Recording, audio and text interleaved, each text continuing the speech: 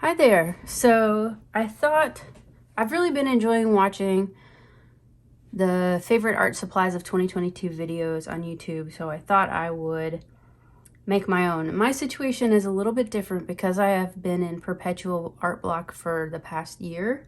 And I don't make myself do art. I'm not a full-time artist. I kind of do it when I'm in the mood and I do whatever I feel like doing art-wise. So I'm kind of weird in that way, so take it with a grain of salt. It's really just a hobby for me, basically. But I wanted to start out with drawing materials first. So these are my most used drawing supplies, which I realize looks kind of strange. So basically, my drawing this year has primarily been in my rainbow bird book.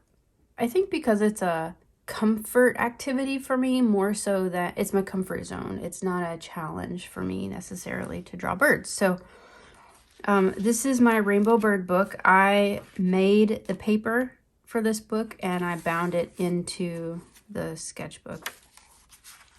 And I letterpressed these end papers. So I have, except for the cork fabric, I have entirely 100% made this book, including making the paper. So I'm pretty proud of that. The paper is not incredibly durable. It's good for pencil, but it can only handle a couple of erasures, scrubs, I guess, before it starts to tear up the paper. So anyway, for some reason, I started drawing birds with rainbow pencils in this book. This was the first drawing I did in this book, and I loved the way that it looked. I loved that I didn't have to focus on the colors. I didn't have to focus on choosing the right color, or it was just purely basically value studies that were colorful. I love that because it's not mindless, but it's definitely less mental work than having to make sure you pick the right colors in your painting and all that stuff. So I've played around with various other supporting materials since I've started this. So there's some blue marker and some white gel pen in here. Yellow marker here. I really did not like the way that these came out. This was a red and blue pencil. This one, which I like okay, but I kind of have to be in the mood for it. And the red is really more of an orange. It's vermilion. So then I kind of went back to the regular red, yellow, blue rainbow pencil. And this is where I started getting into the Law's Guide to Drawing Birds. So this was a bird that was in the book that he had drawn, and I added in all of the body parts, the labels, and I drew a little skull here showing where the hinge point is on the bird's beak, and some tail views and wing views. And then this was a skeleton. This skeleton was pictured in the book, and I don't think it was a raven, but I drew a raven over top of it because it was the only thing I could find that fit the beak shape. So I don't know. For all I know, this was an ostrich. Entirely possible it's an ostrich. So and then this is kestrel. I think the proportions are off on that one, but it's okay. And these I did most recently, the mandarin duck and the chickadee. So what I have landed on with drawing in this book is I use this Kaweco SketchUp lead holder, but you could use anything. This is the Koh-i-Noor Magic Pencil leads, Gioconda. You can get these off of Amazon. They also sell magic pencils, like wooden pencils with these leads in them. But I really like having this sort of weird shape and having the weight of the pencil body, and something about this just works for me. Koh-i-Noor sells their pencils in these magic pencil bodies as well. So at Blick, they're usually up at the front counter if they have them, or they're like mixed in with the kids stuff. This one is the neon one. I have all the rest of the colors as well, but the standard red, yellow, blue actually tends to be my favorite. With the red, yellow, and blue, you can get anywhere from really dark shades to really light shades. yellows, oranges, greens. The only thing you can't get with this is a good purple, as to be expected. They're all warm colors, so purple is not going to happen. So to go along with that, I use the Tombow Mono Zero small eraser. This is the 2.3. I don't use this a ton because the rubber is pretty hard on this for this paper, but if I need to do some detailed erasing, I'll use this. These Factus Extra Soft, I know it doesn't say Factus, but there's an F there.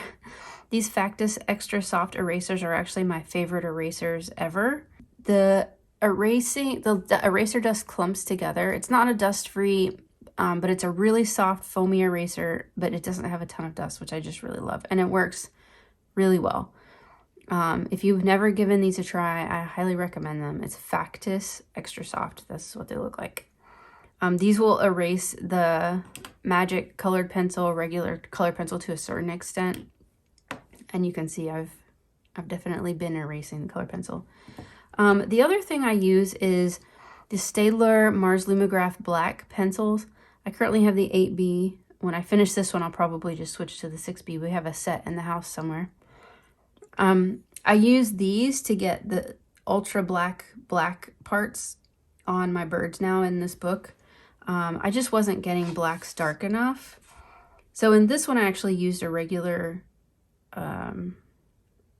Blackwing pencil, but I just don't like the shine, especially on this paper. If you've got colored pencil underneath, it just gets super shiny. So I've switched to using the Mars Lumograph Black for my black shades, and it works really, really well. So I'm very happy with this. It doesn't erase very well, but I only go in with this at the very end of one of these drawings.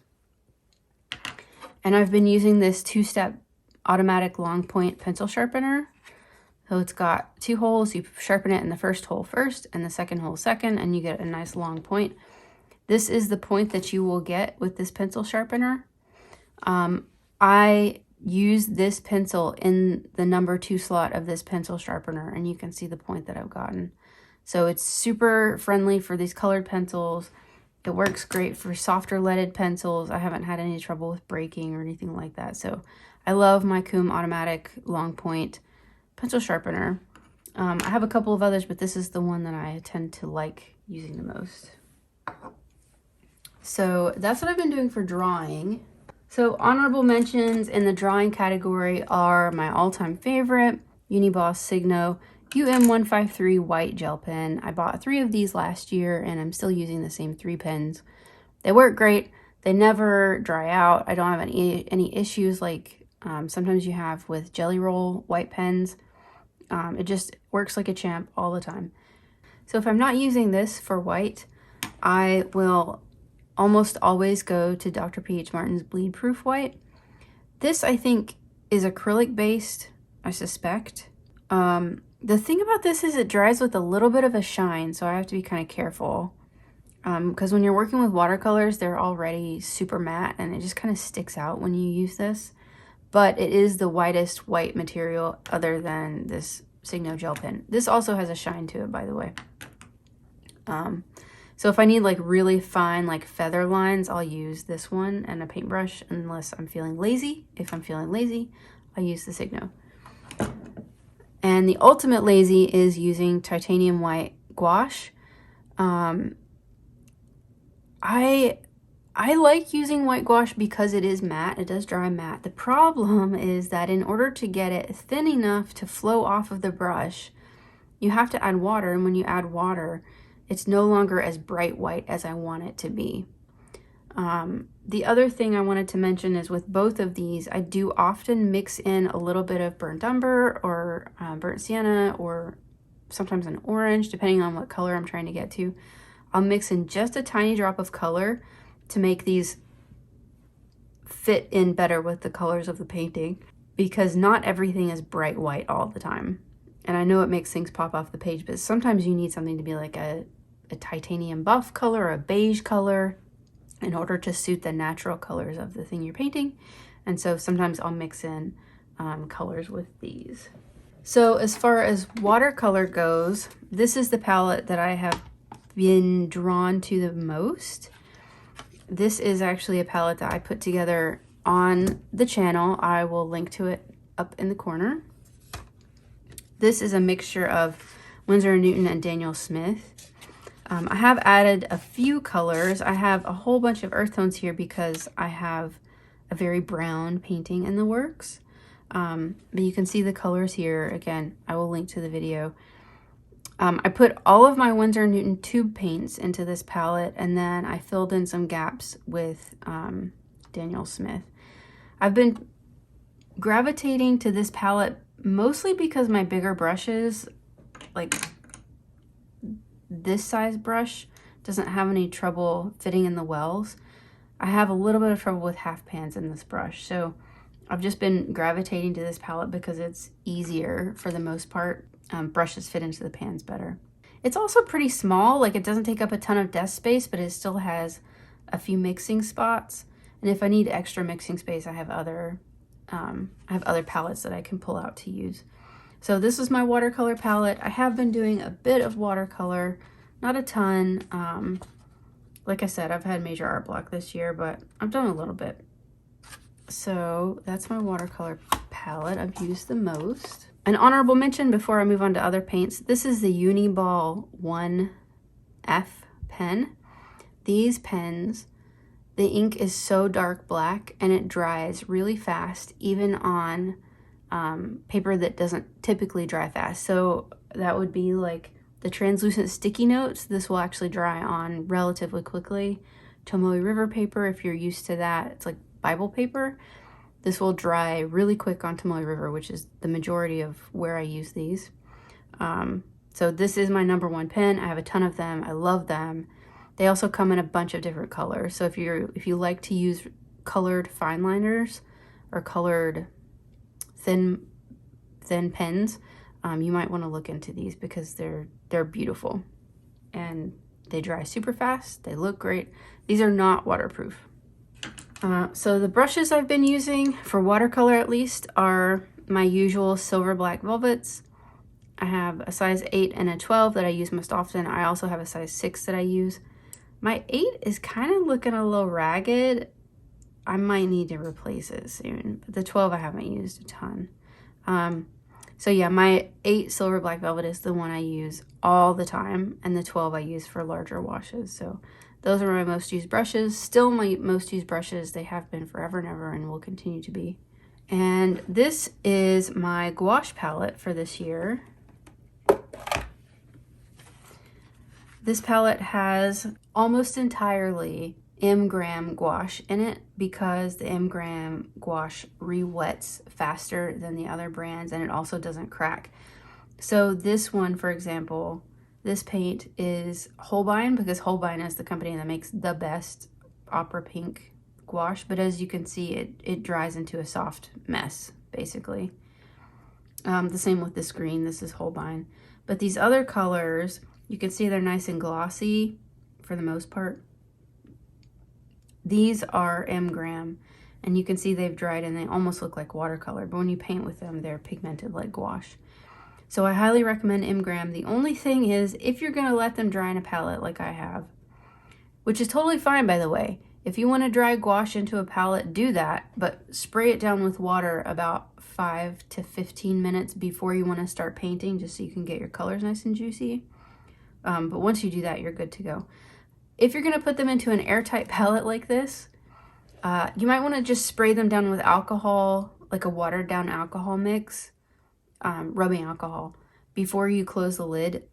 I did not do that. I had freshly filled this palette a couple months ago, and this pan and only these two grew mold.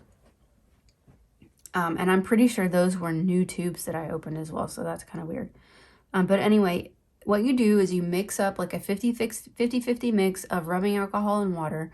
When you're done painting, spray down your palette with the rubbing alcohol mix, and it will keep the mold from growing, and you can keep your paints in an airtight palette that way. So do as I say, not as I do. Make sure you spray alcohol on your paints if you're keeping them in an airtight palette and you're not using them very often. That was my mistake. The last thing I wanted to mention is this sketchbook. I made this sketchbook last year and I have struggled to get through it. This is when I started using my rainbow paint pans. So if you are unaware, these are my rainbow paint pans. They have layers of different colors of paint. I will put a link up in the corner right up there to how I made these and all about them, so you can check them out if you're interested. These have the same concept as a rainbow pencil. You never quite know what you're gonna get. And this was my first round of using the first palette that I made, or the first paint pan that I made. So it was mostly moon glow, and then I hit a little bit of burnt sienna by the time I got to this area. I have been on the struggle bus to finish this sketchbook, but my goal is to finish it in the next couple of months, perhaps. And then after this one, I'm not quite sure what I'm going to do as far as sketchbooks go. I have plenty of sketchbooks, watercolor and otherwise. I just need to decide which one I'm going to move into. I also have a couple of etcher sketchbooks that are not even close to being done that I need to work through, so I'll probably try and finish those. But anyway, I have a lot of other materials, other types of art, other types of paints that I've been using and enjoying. But I wanted to show you the things that I've been using and enjoying the most this year. And the other things that I'm thinking about are relatively new, so I can't really say that they are most used. Oh, and there's one honorable mention. These are called pad pucks. I saw these on Studio of MM's channel.